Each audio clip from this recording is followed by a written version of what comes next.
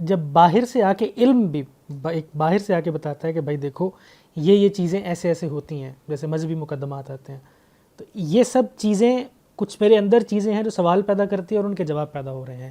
یہاں پہ مذہب باہر پیدا ہو رہا ہے اور وہ پھر میرے اندر آ کے تسکین پیدا کرتا ہے. نہیں، ابھی تو آپ حضرات یہ بتا رہے تھے کہ مذہب تو خود میرے اپنے تعامل سے پیدا ہو رہا ہے، اور یہ بات غلط نہیں ہے، یہ ٹھیک ہے بالکل. یعنی جن کو ہم مذاہب کہتے ہیں ان کی ایک بہت بڑی کیٹیگری ہے جو بالکل اسی طرح پیدا ہوئی ہے جس طرح کہ آپ اس کو بیان کرتے ہیں، بالکل ایسی پیدا ہوئی ہے. در حقیقت جو فرق واقع ہو رہا ہے، وہ کیا فرق واقع ہو رہا ہے، وہ یہ ہے کہ جس وقت آپ قرآن مجید کو سامنے لاتے ہیں تو وہاں نوعیت تبدیل ہو جاتی ہے. کیوں تبدیل ہوتی ہے، اس کے دلائل کیا ہیں، وہ ایک پوری بحث ہے. ورنہ تو آپ یہ دیکھیے کہ ہندوستان میں مثال کے طور پر مذاہب کی جو صورتیں ہمارے سامنے آئی ہیں، اور ظاہر ہے کہ آج بھی کروڑوں لوگ ان کو مانتے ہیں. ان کی کوئی 2500-3000 4000 سال 5000 سال زیادہ لے جا سکتے ہیں. اس کی تاریخ بھی کچھ شدہ ہمیں معلوم ہے کہ کس طرح سے وہ پیدا ہو رہے ہیں. ان میں اگر آپ دیکھیں تو بالکل ٹھیک اسی جگہ سے ابتدا ہوتی ہے. یعنی سب سے پہلے انسان کا واسطہ کس چیز سے پڑتا ہے، اپنے اس بلیونگ سیلف کو لے کے. ابھی تک بحث یہ تھی کہ میرے پاس وہ چیز موجود ہے جہاں سے وہ چیز آئے گی تو قبول کر لی جائے گی. قبولیت غلط بھی ہو جاتی ہے، سوئے بھی ہو جاتی ہے، تغافل کے عالم میں بھی ہو جاتی ہے، لیکن کوئی چیز ہے نا جو قبول کر رہی ہے. وہ قبول کرنے والے دائیے کو اگر ہم نے قبول کر لیا، مان لیا کہ موجود ہے، تو اب اس کے بعد آپ یہ دیکھیے کہ مثلا ویدوں میں آپ دیکھتے ہیں کہ ایک بہت بڑا حصہ قدرت کی جو قوتیں ہیں ان کی مناجاتوں پر ہے. حمد ہے، یعنی آپ آگ کو پکار رہے ہیں، آپ ہواؤں کو پکار رہے ہیں، آپ ان کی حمد گا رہے ہیں، اب یہ چیزیں کر رہے ہیں. وہاں وہی بے بسی ہے. یعنی انسان کے سامنے قدرت کی بعض ایسی طاقتیں ہیں کہ وہ یہ محسوس کرتا ہے کہ یہ مجھ سے اگر ناخوش ہو گئیں، یہ راضی نہ رہیں تو میں تو تباہ و برباد ہو جاؤں گا، یا ان کو میں نے راضی کر لیا تو میرے لیے معلوم نہیں کیا کیا دروازے کھل جائیں گے. تو یہ وہ کیا چیز ہے، وہی چیز ہے کہ وہ اپنے باطن میں ایک دائیہ رکھتا ہے کہ کچھ ہے جو باہر سے آ کے میرے اوپر اثر انداز ہوتا ہے، اور اپنی بے بسی کا یہ احساس، اپنی احتیاج اس کو متعلق کر رہی ہے اس سے مذہب پیدا ہونا شروع ہو گیا. اچھا، اب جب آپ نے قدرت کی کچھ قوتوں کو پکارنا شروع کر دیا تو لٹرجی وجود میں آ جاتی ہیں، ریچولز وجود میں آنا شروع ہو جاتے ہیں. یہ بالکل ٹھیک ہے، ایسا ہی ہوتا ہے، یعنی اس میں کوئی شبہ ہی نہیں ہے کہ ایسا ہوگا. یہ جو عمل ہو رہا ہے، میں کیا کہہ رہا ہوں، میں یہ کہہ رہا ہوں کہ یہ اصل میں جو آپ کے اندر بلیونگ سیلف ہے، چونکہ اس سے ریلیشن رکھتا ہے اس لیے قابل قبول ہو گیا ہے. یہ صحیح ہے یا غلط، اس پر بحث ہم بحیثیت علم اس کا وجود ہے، بحیثیت علم اس کا وجود ہے. اچھا، یہ کوئی مائتھالوجی بھی ہو سکتی ہے، کوئی مذہبی تصور بھی ہو سکتا ہے، شیڈز مختلف ہیں. آپ نے کہا تھا کہ اس کے بعد تصوف وجود میں آ جاتا ہے. تصوف کی بنیاد وحدت الوجود کا نظریہ بنیادی طور پر کہاں سے وجود میں آتا ہے؟ میرے وجود کی، یعنی میں ایک مخلوق ہوں، اس کی ایک ایسی ایکسپلینیشن دیتا ہے کہ جس سے زیادہ سائنسی ایکسپلینیشن ممکن نہیں ہے. یعنی وہ بہترین ایکسپلینیشن ہے. جب آپ کہتے ہیں کہ ایک قانون قدرت ہے جو مجھے وجود میں لاتا چلا جاتا ہے، تو میں ایک قانون قدرت جیسی بے معنی اصطلاح پر جا کر رک جاتا ہوں. لیکن جب وہ یہ کہتے ہیں کہ ذات بہت ہے جو تعینات کے بغیر اصل میں اپنی جسدی حیثیت قبول کرتی چلی جا رہی ہے، یعنی وہ اپنا جسدی ظہور پیدا کرتی چلی جا رہی ہے، تو یہ اس سے زیادہ کوئی سائنسی بات نہیں ہوتی. آپ جانتے ہیں کہ ملا صدرہ نے جب وحدت الوجود کی تشریح کی، ایک بڑے غیر معمولی آدمی ہے ہماری تاریخ کے، خاص طور پر جو تصوف سے علم کلام پیدا ہوتا ہے اس میں. تو انہوں نے کہا کہ یہ بات کہ خدا ہے یا نہیں، یہ تو سوال ہی نہیں ہے. کائنات ہے یا نہیں، یہ سوال ہے. یعنی اصل سوال یہ ہے، ذات بہت کے جسدی شعور کے بعد خدا تو سامنے آ گیا ہے، اس لیے وہ تو اب تجربہ ہے، وہ مشاہدہ ہے. آپ کہہ رہے ہیں کائنات اپنا کوئی وجود رکھتی ہے، آپ کو استدلال اس پر کرنا ہے. اس کو کے اوپر ان کی بڑی بحث ہے. تو یہ اصل میں جو کچھ بھی ہو رہا ہے، یہ کیوں ہو رہا ہے، یہ ہم نے تجزیہ کر کے دیکھا کہ یہ میرا وہ بلیونگ سیلف ہے جس کی تسکین کے لیے ہو رہا ہے.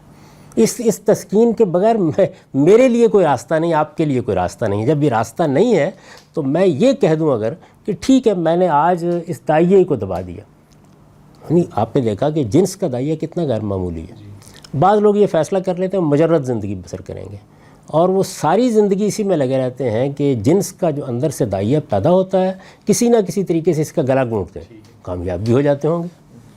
اسی طریقے سے کوئی آدمی اپنے ان بنیادی احساسات کو بھی خاموش کرا دینے میں کامیاب ہو سکتا ہے، لیکن جس وقت وہ ان کو چھوڑے گا، چنانچہ اس کے بعد اب چرچ کی تاریخ پڑھ لیجئے، اس کے بعد رہبانیت کی تاریخ پڑھ لیجئے، جیسے ہی ان کو آزادی دی جائے گی یہ اتنے قطعی ہیں اور ایسے روبہ عمل ہوتے ہیں کہ فوری طور پر وہ دنیا پیدا کرنے سے اس میں کلیریفیکیشن ہے، اگر پوری دنیا میں کوئی عورت نہ ہو تو کیا یہ مرد کے اندر جنس کا یہ دائیا ویسے ہی موجود رہے گا؟ پوری قوت کے ساتھ موجود ہوگا اور لوگ ٹکرے مار رہے ہوں گے کہیں اس کا جواب تلاش کریں۔ جنس کا دائیا جو ہے، یعنی آپ کا خیال یہ ہے کہ انسان کے یہ تو ہائپوتھیسس ہے نا، یہ بھی تو ایک ہائپوتھیسس ہے external کہ stimuli آپ ہوتا ہے، کسی جو بھی سچویشن کے جنس بغیر کا- ایک آپ بھی ایک مفروضہ قائم کر رہے ہیں کہ اگر کہیں عورت موجود نہ ہو تو، یعنی مفروضے کا جواب مفروضے ہی سے دیا جا سکتا ہے۔ ٹھیک ہے، پھر حقیقت کی دنیا پہ آ جائیے، وہ یہ ہے جہاں سے میں یہ کہتا ہوں کہ آپ کائنات کو دیکھنا سیکھیے، اور وہ کیا جگہ ہے؟ وہ یہ ہے کہ میں بحیثیت انسان یہ ہوں، میری تحلیل یہ ہے، میرے اندر کے دائیات یہ ہیں، میرے باہر کی دنیا یہ ہے، اس سے ان چیزوں نے پیدا ہونا ہے لازماً۔ اب اگر آپ مناسب سمجھیں تو میں آپ سے یہ عرض کروں کہ اصل میں ان ذرائع علم میں، یہ ان ذرائع علم سے مذاہب پیدا ہوئے ہیں اور وہ انہی ذرائع علم سے سمجھے، مانے، چھوڑے، ترک کیے جاتے ہیں، وہ رہیں گے، اور ان کے پیدا ہونے کا وہ جو عمل آپ حضرات بیان کرتے ہیں نا اپنی کتابوں میں، اس کی میں کبھی نفی نہیں کرتا، وہ ہوتا ہے۔ کب سے ہونا شروع ہوا ہے، کیوں ہونا شروع ہوا ہے، اس پر آگے چاہے گفتگو کر لیں گے۔ اصلی جو مسئلہ پیدا کیا ہے وہ قرآن مجید نے پیدا کیا ہے آگے۔ یہاں سے جو بات آپ نے کہا بحیثیت علم، یہ چیز مان لی کہ موجود ہے، اب داعیہ ایک ہے، مینیفسٹیشنز ایک سے زیادہ کیوں ہیں؟ اور ایک سے زیادہ ہونا بھی کوئی مسئلہ نہیں ہے، لیکن اتنی سیلف کانٹراڈکٹری ہیں اس کہ دائیں سے بالکل ان کا کوئی شرق و غرب جیسا بود ان کے درمیان میں وہ ان کے ساتھ اتفاق کرتے ہوئے کہ اس دائیے سے میتھولوجی بھی پیدا ہو رہی ہے، اس دائیے سے دوسرے مذاہب بھی پیدا ہوئے ہیں، اسی دائیے سے پھر آگے اسلام بھی جڑے گا۔ تو یہ پہلے بھی سوال کیا گیا تھا کہ میتھولوجی سے آپ کس طرح الگ کریں گے، پہلے دوسرے مذاہب کو پھر دوسرے مذاہب سے اسلام کو؟ دیکھیے بات یہ ہے کہ ابھی تو ہم اس پر گفتگو کر رہے ہیں کہ میرے اندر جو داعیہ موجود ہے وہ ظاہر ہے کہ اپنا کام کرے گا نا۔ جب وہ کام کرے گا تو یہ ضروری نہیں ہے کہ اس کے نتائج یکساں ہوں، وہ مختلف ہو سکتے ہیں، علوم میں بھی مختلف ہوتے ہیں۔ یعنی میں تجربے اور مشاہدے کی دنیا میں داخل ہوتا ہوں تو بسا اوقات کہیں کہیں میرے اور آپ کے تجربے اور مشاہدے کے نتائج میں فرق واقع ہو جاتا ہے، وہاں ہم بحث کر رہے ہوتے ہیں۔ نہیں سر دیکھیں، مثلا مجھے بھوک لگتی ہے تو میرے بھوک کا جو جواب ہے وہ کھانا ہے، اور اگر میں گھاس چرنا شروع کر دوں تو وہ میں اندر سے، میرا اندرونی جسم اسے اگل دے گا۔ لیکن یہاں مسئلہ یہ ہے کہ سماج جس چیز کو قبول کر لیتا ہے، وہ میتھولوجی ہو، وہ آرگنائز مذہب ہو، وہ صوفیزم ہو، وہ کوئی چند چیزیں ہوں، وہ انہیں قبول کر رہا ہے۔ دیکھیے اتنا آپ نے بھوک کو اگر مجرد کر دیں تو بہت سے جاندار جو ہیں وہ گھاس کھانے سے اپنی بھوک مٹا رہے ہیں۔ انسانوں کی صرف آپ انسانوں کے دائرے میں اگر آ گئے تو انسانوں کے دائرے میں کیا صورتحال یہ ہے کہ آپ کو ایک ہی کھانا کھانا ہوتا ہے؟ نہیں، اس میں بہت تنوع ہے اور سب سے بھوک مٹتی ہے، تو اس بھوک کا انکار کیسے ہوگا؟ لیکن میں اس کا جواب اگر کسی غلط چیز سے دوں تو وہ اسے اگل دیتا ہے۔ تو ایسے ہی کرتا یہاں ہے۔ مسئلہ یہ نہیں ہے، ایسی یعنی ہونا یہ صورتحال چاہیے ہے۔ تھا کہ ابراہیمی مذاہب کے علاوہ جو کچھ بھی آ رہا ہے، اگر آپ ابراہیمی مذاہب کو آسمانی مذاہب مان لیں، جو کچھ بھی ہے انسانیت کو کم از کم اسے اگل دینا چاہیے تھا۔ دیکھیے بات یہ ہے کہ انسانیت کو اگل دینا چاہیے تھا، یہ اگلنے کا عمل ہی ہے جو ہوتا رہتا ہے۔ لیکن آپ انسانی معدے کی اگر مثال لیں تو الف و عادت اسے جن چیزوں کو وہ ایک وقت میں اگل رہا ہوتا ہے دوسرے وقت میں قبول کرنے پہ آمادہ کر دیتی ہے۔ وہی چیزیں جن کو کھانے سے ہو سکتا ہے آپ کو کیا ہو جائے، کچھ دوسرے لوگ اطمینان سے کھانے کے عادی ہو چکے ہوتے ہیں۔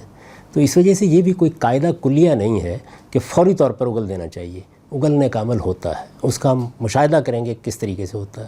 یعنی جس وقت یہ احساس دلایا جاتا ہے، یہاں ایک عقلی عمل ہے نا، وہاں پر یہ ہے کہ آپ کے اندر ایک جبلی تقاضا ہے، جسمانی تقاضا ہے جو قے کرنے پہ آپ کو مجبور کر دیتا ہے، یہاں پر عقلی عمل ہے۔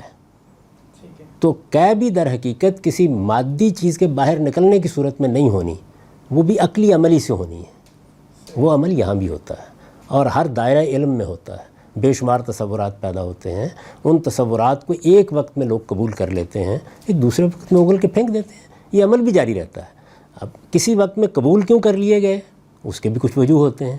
کسی وقت میں اگلنے کا عمل کیسے ہوا، اس کے بھی کچھ اسباب ہوتے ہیں، ان کا بھی الگ الگ جائزہ لیا جا سکتا ہے، لیکن بجائے اس کے کہ ہم ان چیزوں کو معیار بنائیں، ہم اپنی بحث کو اس دھاگے، اس رشتے کے ساتھ وابستہ کریں کہ ہمارے کچھ ذرائع علم ہیں، انہوں نے ہمارے اندر کچھ داعیات پیدا کیے ہیں، اس سے ہمارا ایک بلیونگ سیلف وجود میں آیا ہے۔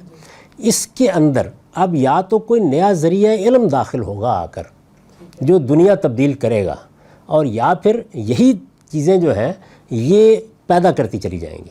یعنی اب گویا ایک لائن کھینچیے، کوئی چوتھا ذریعہ علم ابھی وجود میں نہیں آیا، ہمارے تجربات اور مشاہدات نے جو سوالات پیدا کیے ہیں ان کا جواب کوئی میتھولوجی دے رہی ہے، ان کا جواب انسان نے فطرت کی قوتوں کی پرستش کی صورت میں دے دیا ہے، ان کے جواب میں کوئی بت وجود میں آ گئے ہیں، ان کے جواب میں کوئی موسیقی کی تانیں وجود میں آ گئی ہیں، شاعری وجود میں آ گئی ہے، کوئی صوفیانہ چیزیں وجود آ رہی ہیں وجود پذیر، اور ان کی قبولیت کا عمل بھی ہو رہا ہے۔